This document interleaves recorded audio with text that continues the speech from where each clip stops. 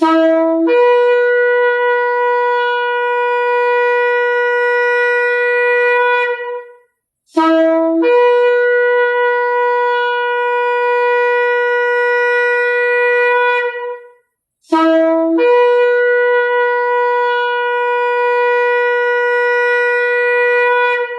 RPK yang dikasihi Tuhan dimanapun Anda berada.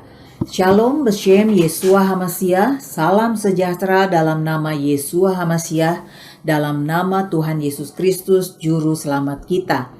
Selamat mengikuti siaran Tekiah, Telaah Kata Ibrani Alkitabiah bersama Gembala Benyamin Obadiah, Ketua GKMI, Gereja Kehilat Mesianik Indonesia. Tekiah adalah cara peniupan shofar seperti yang didengar tadi. Siaran Tekiah dimaksudkan untuk menggali kebenaran Alkitab dari bahasa dan masyarakat Ibrani yang menjadi persemaian tumbuhnya iman Kristiani kita yang berasal dari tanah perjanjian Israel di Timur Tengah. Saudara dapat mengajukan pertanyaan ke 0812 9912 430. Shalom Pak Ben. Shalom Wira, shalom sahabat RPK, dimanapun Anda berada. Hari ini kita akan membahas kata Ibrani sedukim. Dalam bahasa Ibrani dieja Sadi, Dalef, Kuf, Yud, Mem.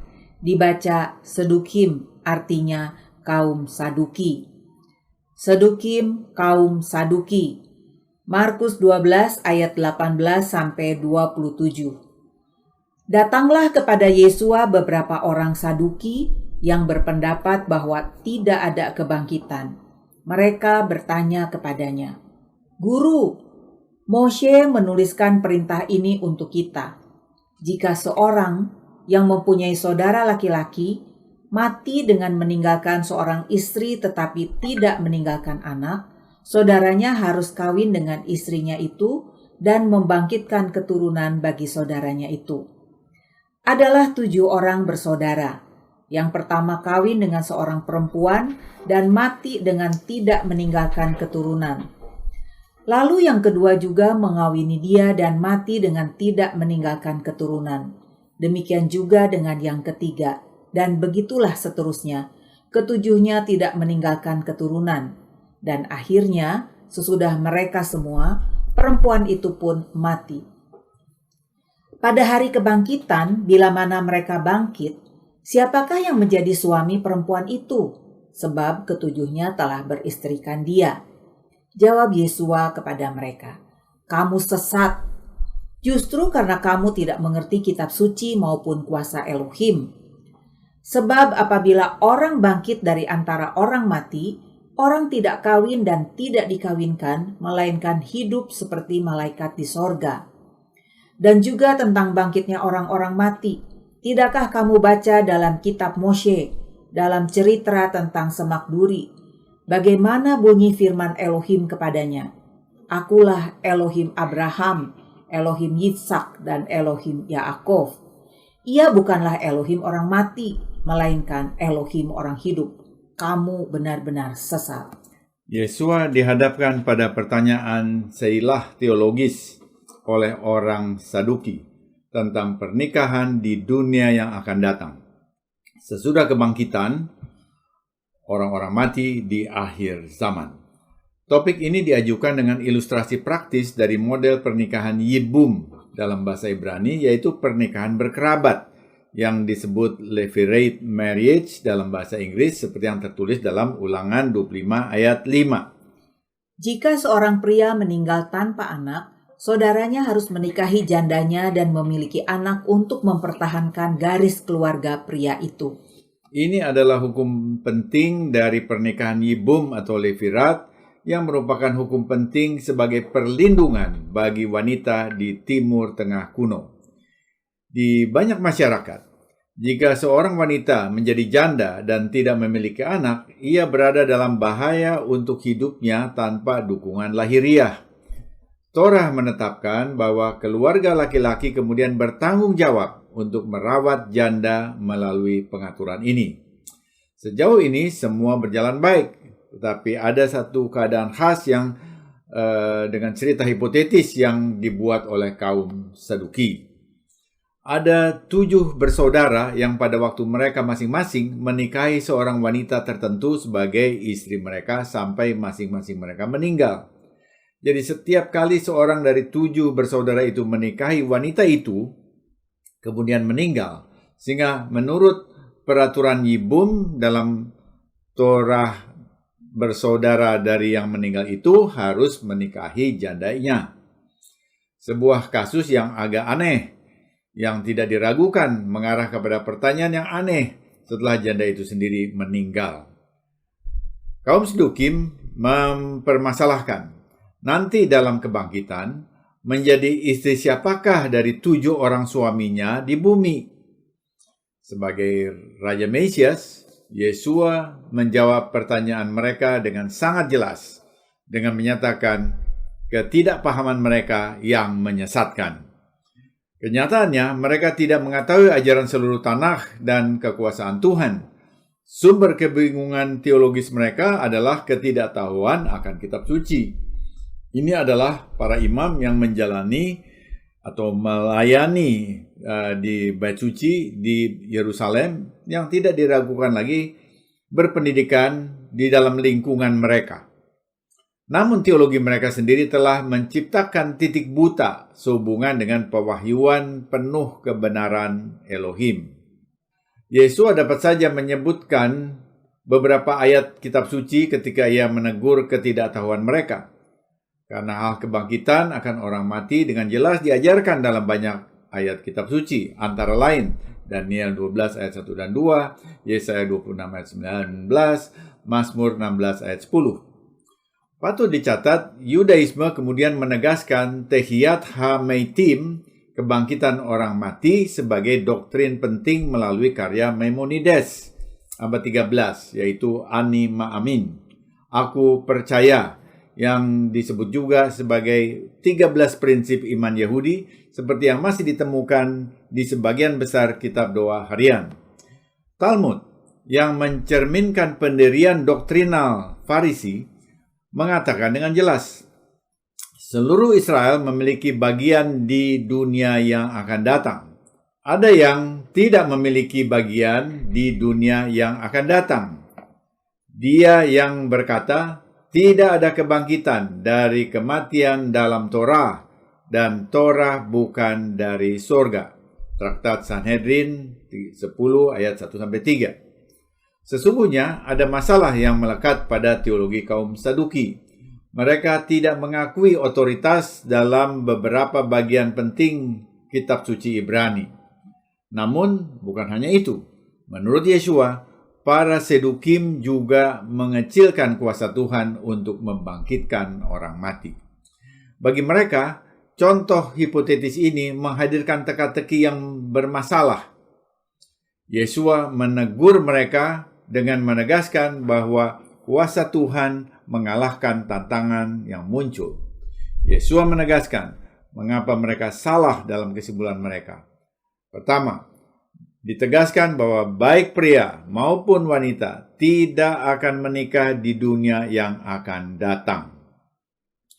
Kita akan berada dalam dimensi yang sama sekali baru, dengan tubuh yang dimuliakan melalui kebangkitan. Hubungan-hubungan akan diubah, dan perjanjian pernikahan duniawi tidak dibutuhkan lagi. Tetapi mengapa beberapa dari Sadukim ini bahkan mengajukan pertanyaan seperti itu ketika mereka bahkan tidak percaya pada kebangkitan? Sekali lagi, tampaknya mereka ingin menjebak Rabbeinu Yeshua untuk mendiskreditkan pelayanannya di depan umum. Yesua tetap fokus pada isu utama seilah ajaran mereka. Ini bukan tentang seorang wanita atau 7 suami. Isu utamanya adalah kebangkitan itu sendiri. Dengan pemikiran ini, Yesua menantang mereka dengan sebuah teks yang pasti akan mereka hormati. Yang kedua, Yesua menegaskan bahwa Elohim adalah Elohim yang hidup. Dalam semangat dialog atau pilpul, Rabbi yang sejati akan mengajukan pertanyaan, apakah kamu tidak membaca apa yang Tuhan katakan kepadamu?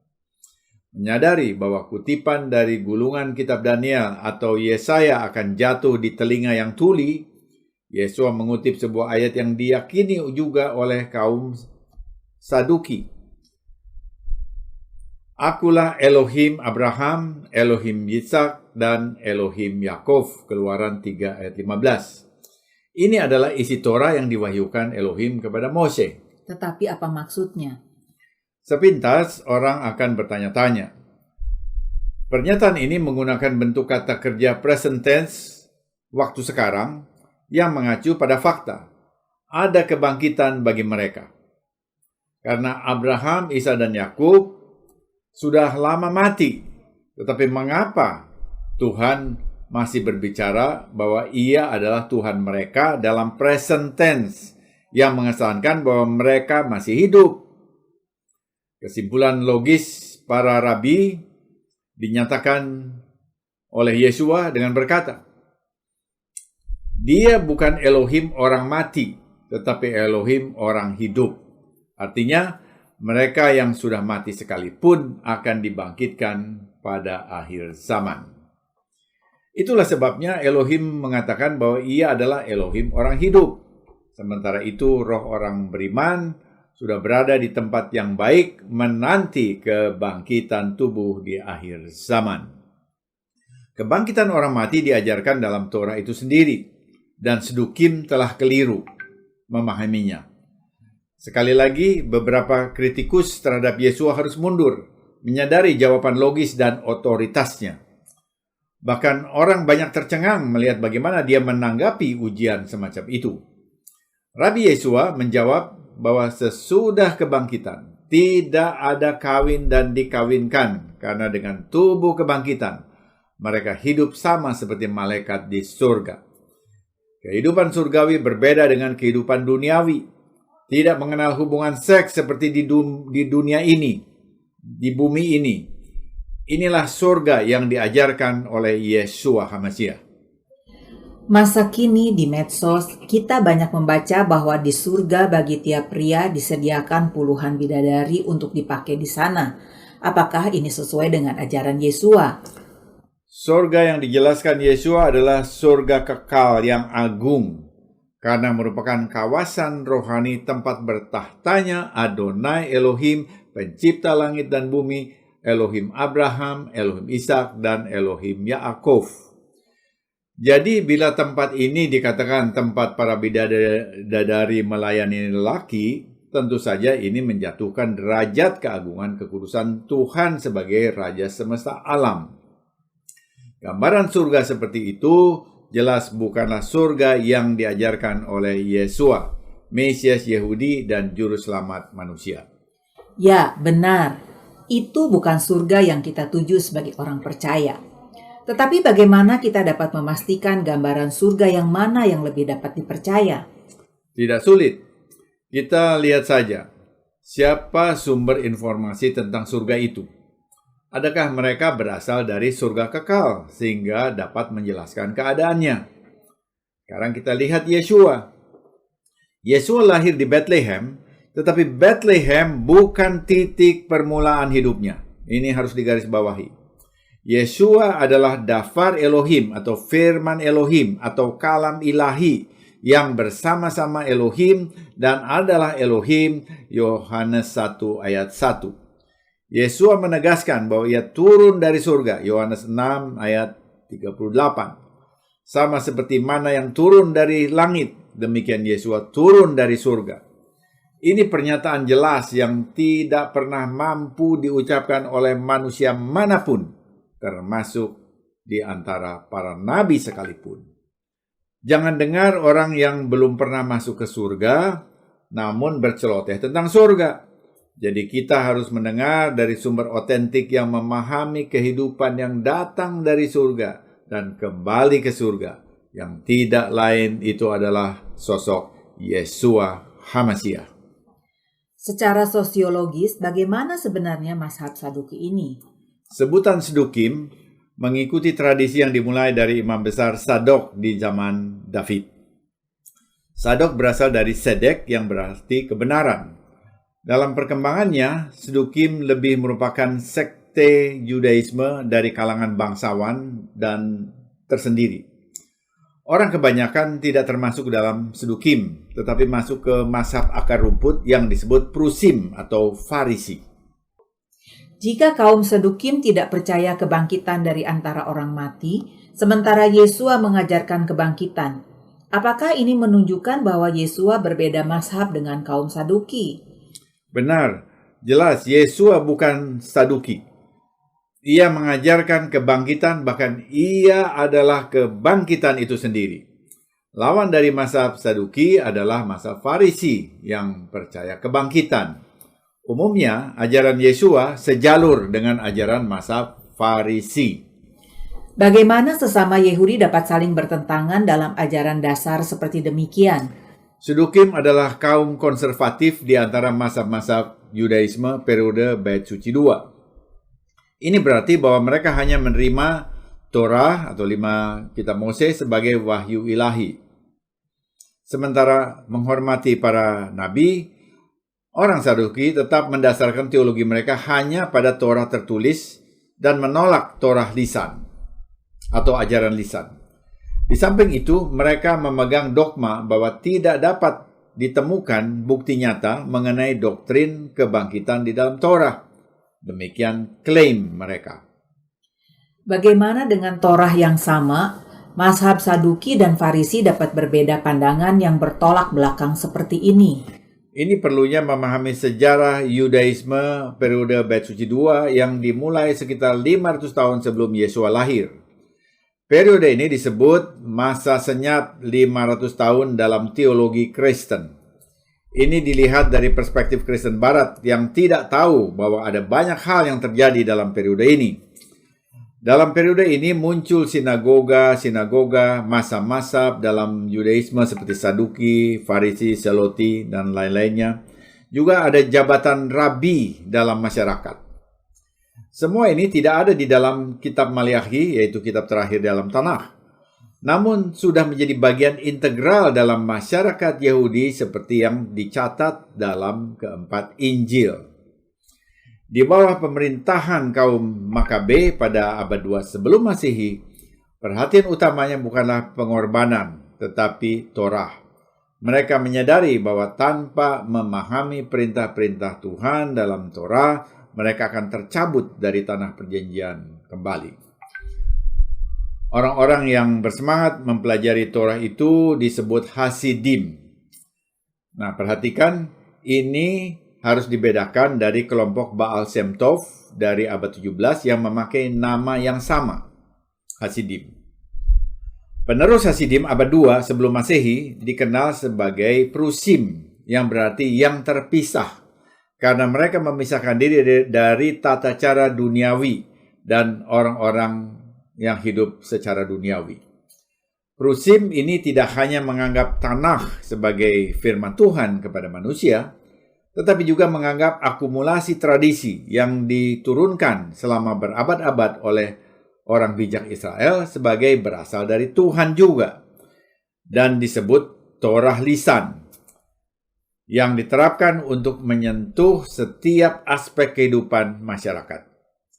Sekembalinya dari pembuangan Babilonia, untuk pemulihan kehidupan rohani Israel dibentuklah Dewan Besar yang disebut Ansei Knesset Hagedolah yang beranggotakan 120 orang terkemuka bangsa Israel. Imam besar Simon Hasadik adalah tokoh yang terakhir wafat dari 120 orang itu. Ia mempunyai murid bernama Antigonus Isoho. Antigonus aktif dalam periode waktu antara awal penguasaan Yunani atas tanah Israel dan mulainya pemberontakan Hasmonean abad 2 sebelum Masehi. Ia mengajarkan bahwa orang yang mau melayani Tuhan tanpa mengharapkan imbalan apapun. Pernyataan ini disalah tafsirkan oleh dua muridnya, yaitu Sadok dan Baisos, yang entah bagaimana menyimpulkan bahwa ini berarti tidak ada pahala dan hukuman di dunia yang akan datang, yang berakibat tidak ada kebangkitan orang mati di masa depan.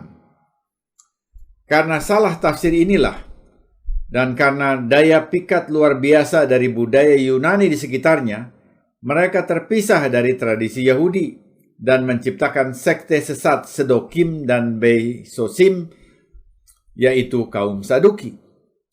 Bertindak berdasarkan teologi baru mereka, kedua murid yang menyimpang ini menyerahkan diri mereka pada kehidupan yang menyenangkan dan mewah, dan makan dari piring emas dan perak sepanjang hidup mereka.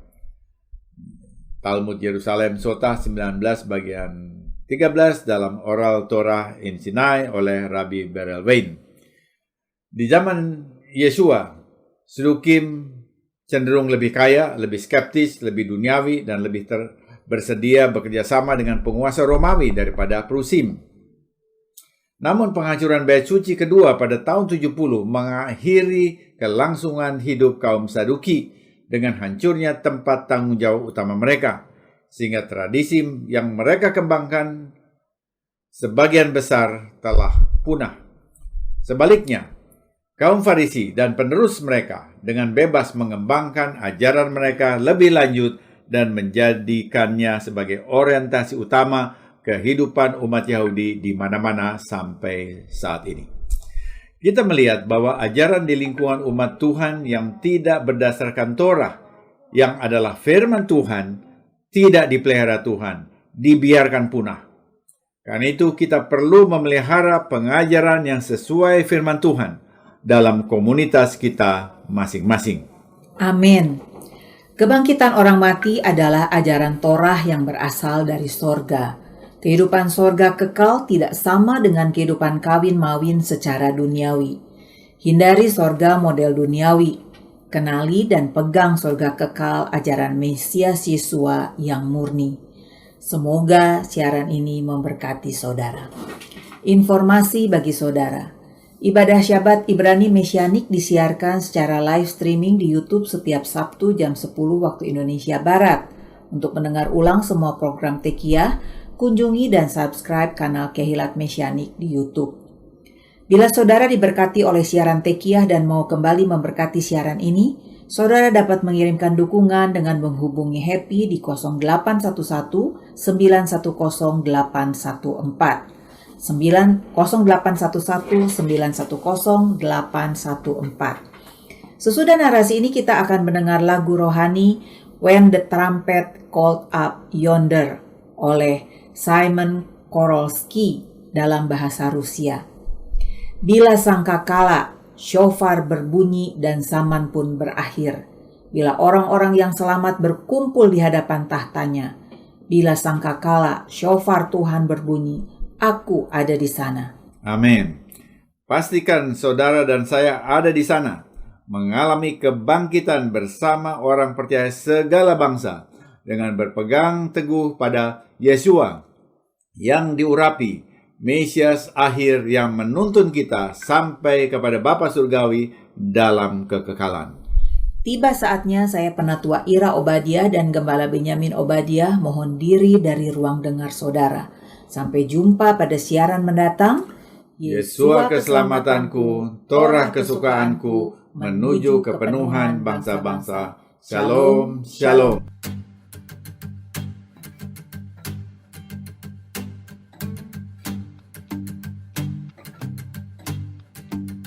В час, когда труба Господня над землею прозвучит, и настанет вечно светлая заря, имена Он всех спасенных в перекличке повторит.